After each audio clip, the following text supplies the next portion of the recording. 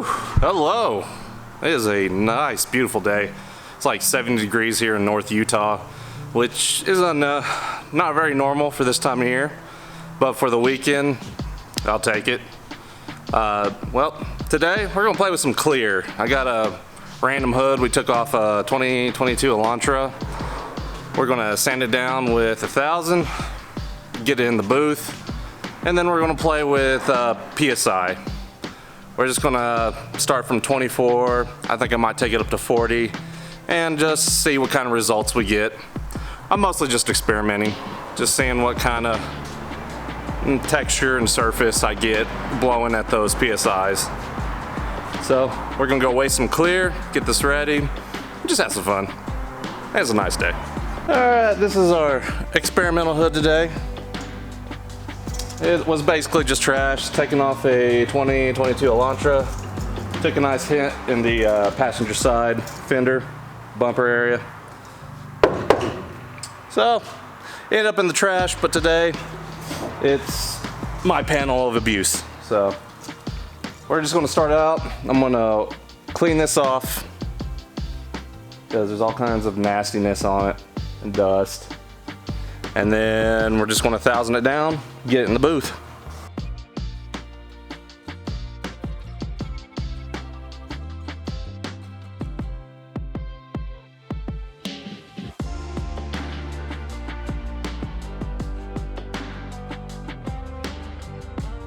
Protection at all times.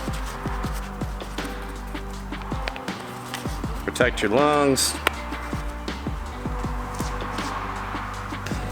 Quick DA. So we're using a soft pad, 1000 grit. Let's get started. Woo.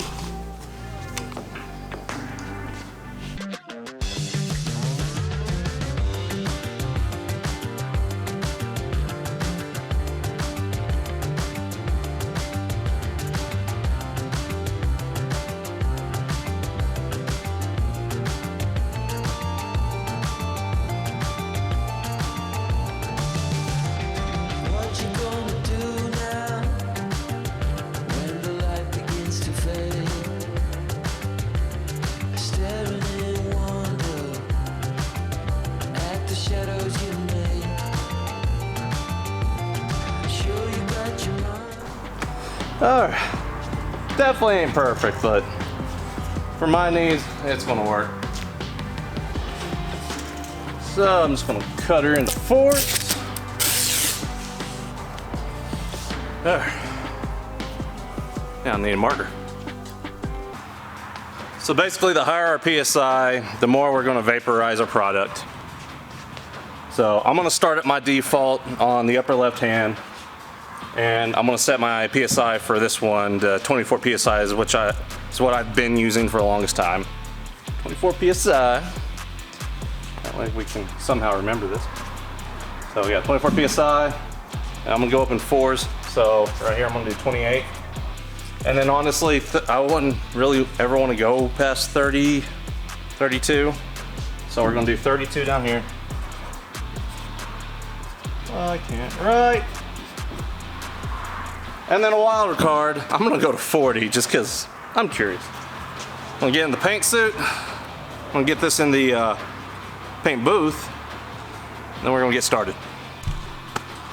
I just wanna note one thing real quick. Your PSI is not the final determination of your final texture or how glassy it comes out. It helps PSI. Just being consistent across all your coats is going to help out a lot, but you still are going to have to practice your technique. You always want your fan straight on with your panel. You always want to be about 6 inches away with clear, is what I usually do. And you just want to be, you've got to be consistent. I'm going to do a 75% overlap. There's a lot of other painters out there that will explain this a lot better than me. We're just having fun here.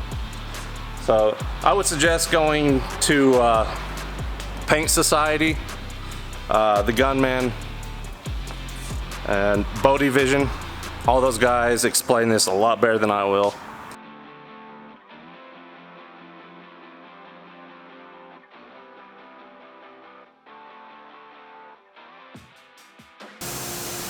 So I'm not allowed to represent my company. That's okay. But subscribe for your favorite brand. I know what I said. All right, I'll be using this Urchem high solids. Seem to do good on my hood. The lighting is crazy in here. But we're gonna go ahead and use this. It's been sitting around for years because I was planning to use it for the other color for the car. So we're just gonna use this, see how it comes out, and I'll probably just order more, some fresh stuff, which this threw on the hood just fine. It hadn't been open, so. But we'll play around with this. Need an extra large. Remember, like and subscribe for your favorite brand. Whatever that might be.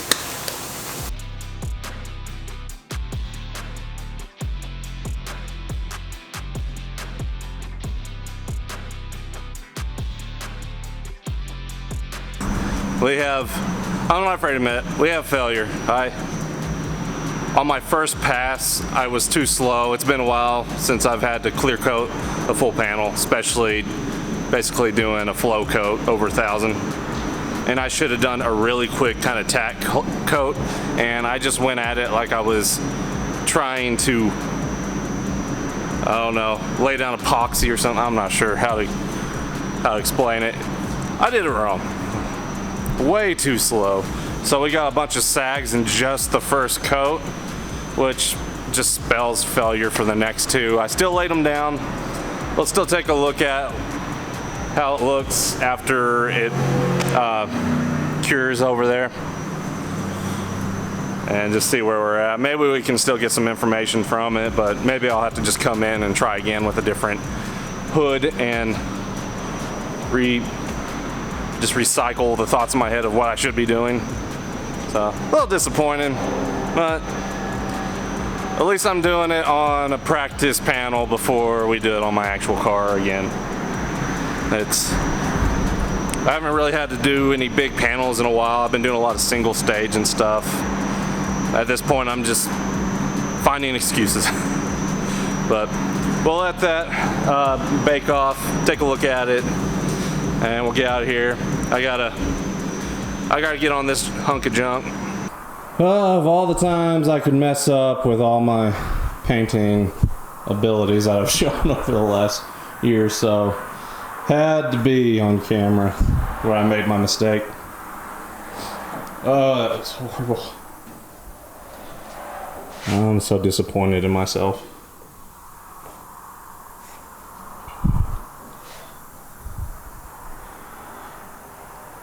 Oh, that's horrible. Thank goodness this is a throwaway panel.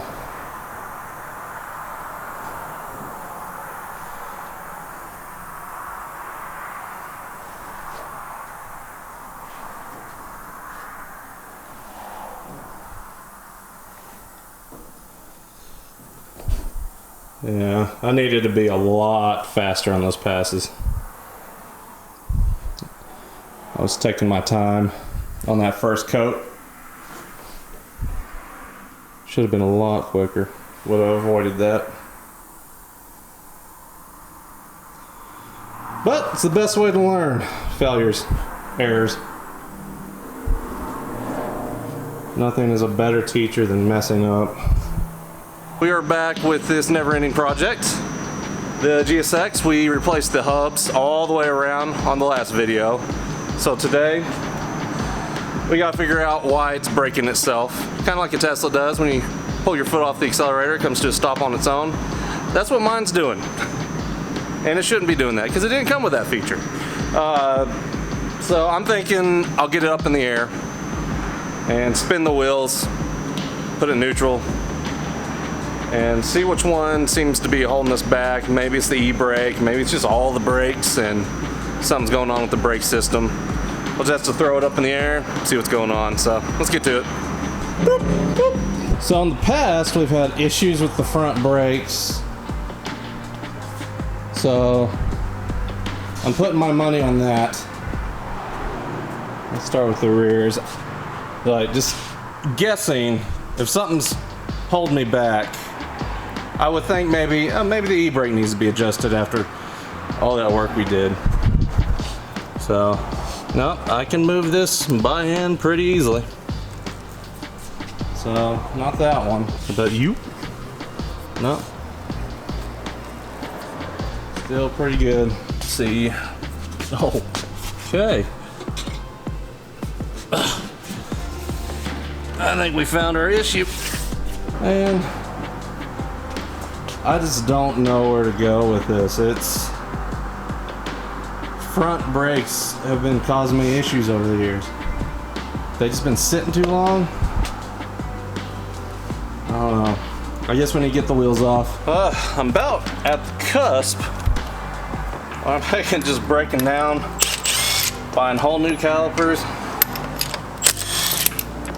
just replacing everything up the stream. Because I swear I've been fighting this off and on.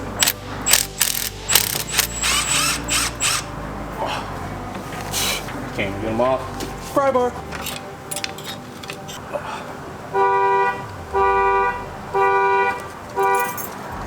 Whoops. Of course, I didn't bring my caliper tool with me. Maybe I can find a piece of wood. Alright. I mean, it turns now, but once I apply the brakes, is it just gonna lock up again? I don't know. Well, I applied the brakes and now it's solid again. Why? Where? I don't have the right tools with me today. So, if y'all watch this and you have any ideas before I just go and start buying new stuff, let me know what you think. Apply the brakes. The front ones lock up, the rear ones don't. I've rebuilt these calipers. So, I don't know, but I'll take any and all ideas. All the GSX did was sit in the shed for the winter.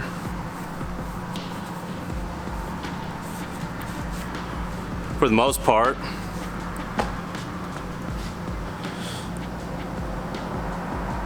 A couple of years ago, before we drove it up here, the brakes were locking up as well.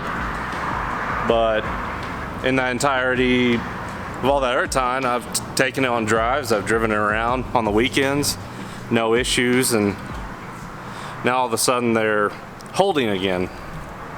So I'd hate to go through the whole brake system again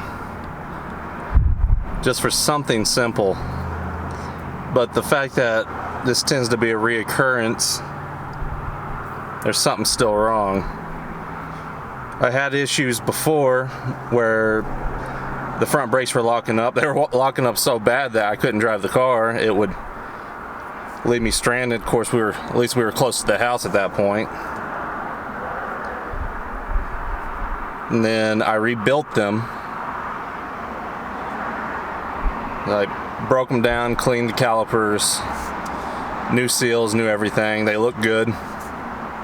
Just cleaned them up a bit. Just not sure. So I've got a new master. Lines look great.